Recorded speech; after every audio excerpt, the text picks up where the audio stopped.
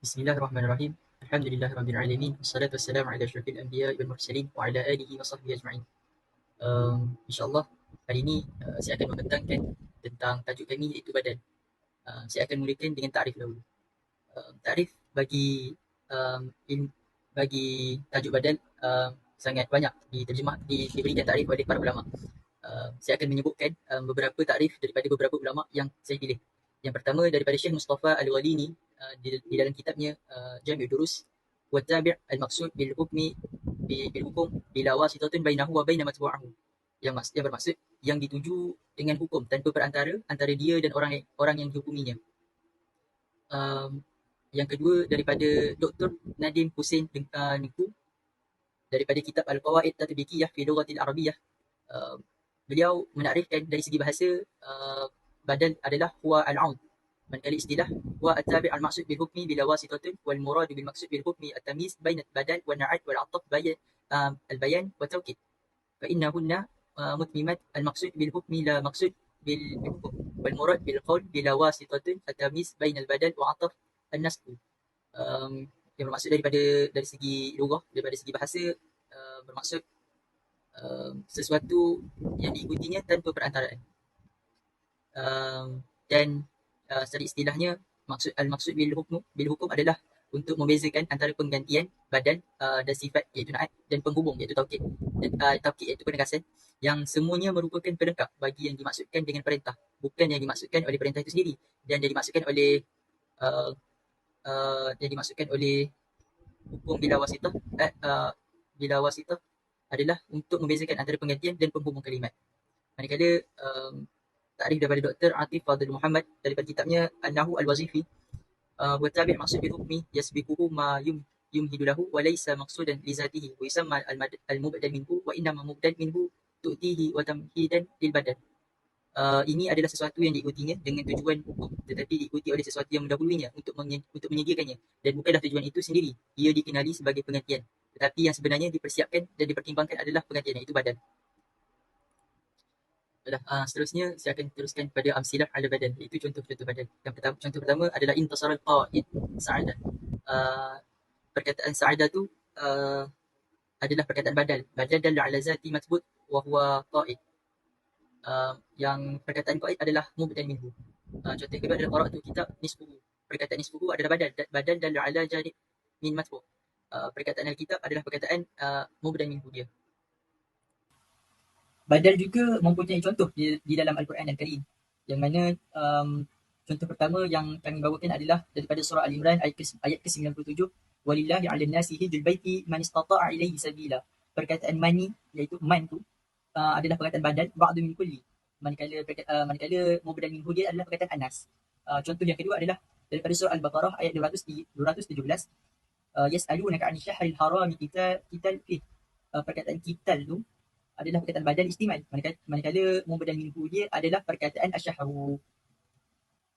Baiklah, yang seterusnya saya akan terangkan tentang i'rab badal. Ayat yang pertama adalah akaltu raghib sulusuhu.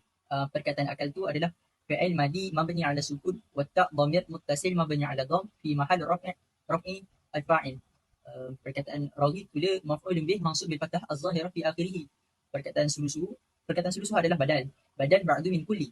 Manakala mubdal minhu dia ar-raghib tadi mansub bil fathah az-zahirah fi akhirih wa huwa mudhaf wal ha' dhamir muttasil mabni ala dham fi mahal jar wal idafah. Mahal jar bil idafah. Manakala ayat yang kedua adalah al-khalifah Umar a'dalul hukam. Khalifah tu adalah mubtada marfu' bi dhammah zahirah fi akhirih. Umar badal, perkataan Umar adalah badal marfu' bi dhammah zahirah fi akhirih. Manakala a'dala khabar marfu' bi dhammah zahirah fi akhirih wa huwa mudhaf. Yang perkataan al-hukam pula mudhaf ilaih majrur bil kasrah zahirah fi akhirih. ثم ننتقل إلى أقسام البدل. الأول البدل المطابق أو يعني بدل كل من الكل. Yang pertama adalah badal mutabik ataupun kita panggil sebagai badal kullu minal kull, badal keseluruhan daripada keseluruhan. Badal syai' mimma kana tabaqa ma'nahu tamatan, menggantikan sesuatu dengan apa yang bertepatan dengan maknanya secara betul. Yusawi mubdal minhu fil ma'na musawatan taman. Dan badal tadi dia sama dengan mubdal minhu pada satu makna dengan persamaan yang sama. Contoh, Ihdinas siratal mustaqim, siratal ladzina an'amta 'alaihim. Siratal ladzina an'amta 'alaihim adalah badal kepada as-siratal mustaqim kerana dia menggantikan secara keseluruhan dan maknanya dia sama. Contoh lain adalah ja'a al-imam Ahmad. Ahmad adalah badal kepada al-imam kerana Ahmad dia menggantikan kalimah al-imam secara keseluruhan dan sama maksudnya. Yang kedua, badal ba'du minal kull. Badal juz'un min kulli qalilin kana dhalika al-juz'u musawi nisfi aw akthar minhu. Yang kedua adalah badal sebahagian daripada keseluruhan dan dia menggantikan suatu juzuk daripada mubdal minhu sama ada sedikit, sama dengan separuh ataupun lebih banyak. Sawa'an kana dzalikal ba'du, sama ada sebahagian itu adalah sikit ataupun banyak. Contoh, ja'atil qabilatu rubu'ah aw nisfuha aw thuluthaha. Dah datang suatu oleh kabilah 1/4 ataupun separuh ataupun 3/4. Jadi kita rubu'ah, nisfuha, thuluthah adalah makna-makna yang bermaksud kepada sebahagian. Dan maksud sebahagian bergantung pada masa masing-masing. Ada 1/4, setengah dan semua ini adalah menggantikan satu juzuk atau bahagian daripada al-qabilah. ثم ننتقل إلى القسم الأخرى. الثالث البدل الاشتمال، يعني بدل yang merangkumi. بدل الشيء مما يجتمع عليه على شرط ألا يكون جزءا حقيقيا منه. Maksudnya bahawa badal istimal ini adalah menggantikan sesuatu. Mimma yajtami daripada apa yang merangkumi ke atasnya dengan syarat. Syarat apa? Syaratnya dia bukanlah juzuk yang hakiki, juzuk yang sebenar daripada mubdal. Yang kedua dia kata, adalu ala makna fi matbu'ihi, menunjukkan atas makna pada masbu'nya, pada yang sebelumnya. Wala budda li badil ba'di wa badil istimal min dhamirin yurabitu bil badal mazkuran. Dan wajib hukumnya bagi badal ba'du dan juga badal istimal bahawa kena ada dhamir. Dhamir untuk apa? Untuk mengikatnya dengan badal dan disebutkan dhamir itu di dalam ayat. Contoh kita tengok, nafa'anil muallimu ilmuhu, telah bermanfaat untukku al-muallim oleh guruku, iaitu ilmuhu. Ilmuhu di sini adalah badal kepada al-muallimu. Kenapa kita panggil badal istimal? Sebab ilmuhu ni adalah bukan juzuk hakiki daripada al-muallim. Dia adalah daripada jenis yang berbeza, tapi dia menunjukkan maksud yang sama. Ahbabtu Khalidan syuja'atahu. Aku menyukai Khalid, iaitu keberaniannya. Syuja'atahu adalah badal bagi Khalid. Khalid adalah mubdal minhu.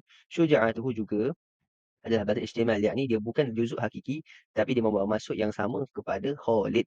Dan di sana contoh ni ada dhamir yang mengikat antara badal dan disebutkan. Maka lengkaplah badal istimal. Seterusnya, yang keempat, al-badal al-mubayyin. Badal syai' mimma yunabihu bihaythu la yakunu mutabiqan lahu wala ba'da minhu wala yakunu mubdal minhu mustamilan alaih. Badal ini adalah sesuatu yang menggantikan apa yang dinyatakan dengan syarat tidak serupa dengannya, bukan daripada bahagiannya dan juga tidak mengandungi apa yang digantikannya. Jadi kita akan lihat perincian selepas ini. ثم نفصيل إلى البدل المبين. Jadi kita perincikan badal mubayyin kepada 3 bahagian, iaitu yang pertama, ini adalah menurut Abu Qasim. Yang pertama, badal al-ghalad. Maknanya ma dzukira liyakunu badalan min al-lafzi alladhi sabaqa ilayhi lisan fa dzakara ghalad. Apa yang disebut sebagai menggantikan daripada lafaz yang terdahulu oleh lisan penutur, fa dzakara, maka dia menyebutkannya kerana tersilap. Contoh, kita tengok ja'al muallimu at-tilmizu, telah datang guru. Guru adalah mubdal minhu.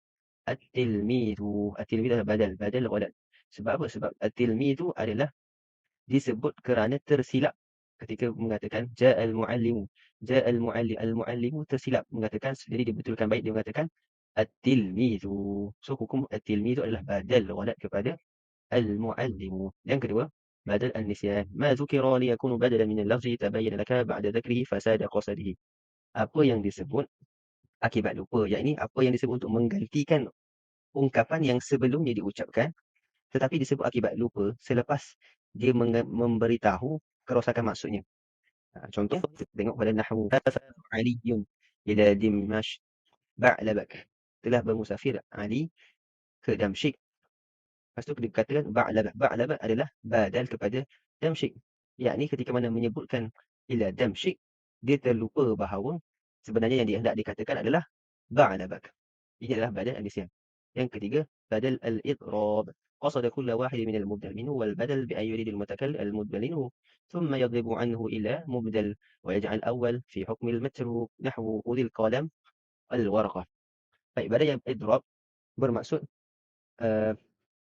penutur bermaksud nak menggantikan objek yang pertama iaitu al-mubdal dengan al-badal, bahawa dia menggantikan yang pertama pada hukum yang kedua, iaitu contoh ayat secara mudahnya, khudhil qalam, ambillah pen itu, al-waraqah. Al-waraqah adalah badal. Jadi al-waraqah yakni kertas adalah menggantikan hukum yang pertama iaitu hukum ambillah pensel ataupun ambillah qalam. Seolah-olah hukum yang qalam itu telah dilupakan ataupun digantikan dengan al-warqah. Okey, yang pertama kita lihat kepada hukum ataupun ketentuan yang pertama, iaitu pada i'rab. Iaitu apabila mubdal minhunya dihukumkan marfu', maka badalnya pula akan dihukumkan marfu'. Sebaliknya juga kepada nasab, jika mubdal minhunya adalah nasab, maka badalnya kita dinasabkan juga. Kita lihat kepada contoh yang saya beri itu, ja'a an-najhu Zaidun.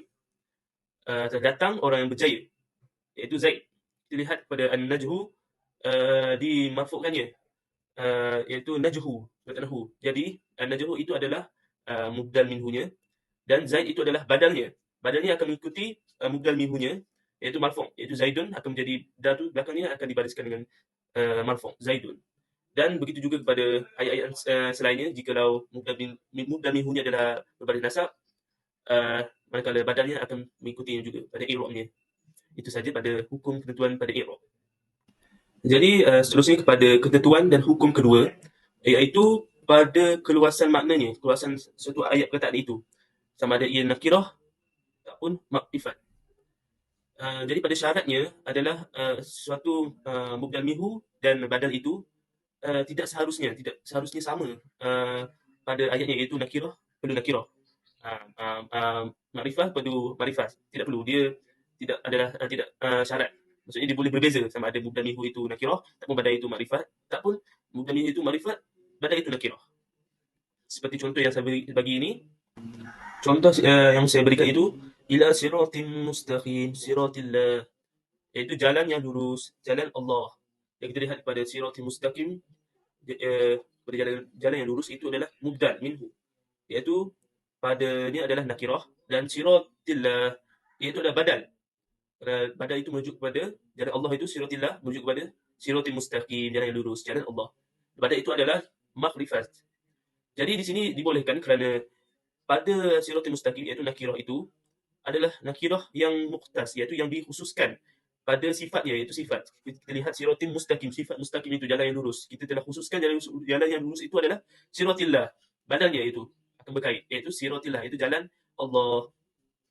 Jadi apabila nakirah itu telah maknanya telah dikhususkan, maknanya seolah-olah dia adalah makrifat, dia sama. Jadi di sini ayat ini dibolehkan.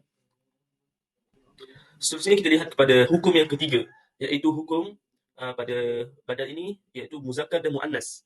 Jadi muzakkar dan muannas ini hanya terletak kepada jenis badal yang dipanggil badal al-mutabiq, iaitu badal jenis dipanggil kulli min kulli, badal mutabiq. Kita lihat pada contoh yang pertama saya beri, pada contoh muzakkar, ra'aitu al-jamil khalidan. Ra'aitu jamila khalidan. Al-jamila iaitu adalah mubdal minhunya, dan badalnya adalah khalidan. Apabila al-jamila itu mubdal minhunya adalah muzakkar, maka pada al-badal mutabiq ini, khalidan itu badalnya itu perlu muzakkar juga, khalidan. Contoh yang kedua seperti muannas adalah ra'aitu al-jamilah Fatimah. Maksudnya melihat pada kecantikan Fatimah. Jamilah tu ada tamu bahuta, maksudnya muannas. Hukum muannas pada mubdal minhu itu akan diikuti dengan badalnya, iaitu Fatimah. Dia akan berkait satu sama lain. Okey, kita masuk kepada hukum yang terakhir, iaitu hukum mufrad, musanna dan jamaknya pada badal ini. Jadi hukum mufrad, musanna, jamak ini hanya terletak pada jenis badal al-mutabiq, iaitu badal kulli min kulli. Kulli min kulli ini maksudnya jenis badal yang lain tidak diwajibkanlah ikut, dia boleh berbeza-beza pada mufrad, musanna, jamaknya itu. Dia konsep dia sama je, seperti yang muzakkar muannas tadi, iaitu pada mubdal minhunya kalau mufrad, maka badalnya juga akan ikut mufrad. Kalau mubdal minhunya musanna, dua, maksudnya badalnya akan ikut juga hukum dia. Seperti juga kalau dia jamak, badalnya akan jadi jamak juga. Kita lihat pada contoh yang saya beri, ja'a al-mujtahid Khalid. Kita lihat pada al-mujtahid itu adalah mufrad, maka Khalid dia, al-mujtahid itu adalah mubdal minhu, dan Khalid itu adalah badal, maka dia akan ikuti juga sama. Al-mujtahid mufrad, Khalid iaitu badalnya jadi mufrad. Kepada yang kedua contohnya al-mujtahidani, al-mujtahidani Khalid wa Zaid. Al-mujtahidani adalah musanna, jadi badalnya Khalid wa Zaid adalah jadi musanna juga, ada dua orang. Seperti juga al-mujtahiduna, al-mujtahiduna mubdal minhu dia al-mujtahiduna, itu jamak, Maka badal dia akan jadi jamak juga, itu ada 3 orang di situ, Khalid, wa Zaid, wa Ahmad. Jadi sampai di sini saja hukum dan ketentuan pada tajuk badal ini. Sekian, terima kasih.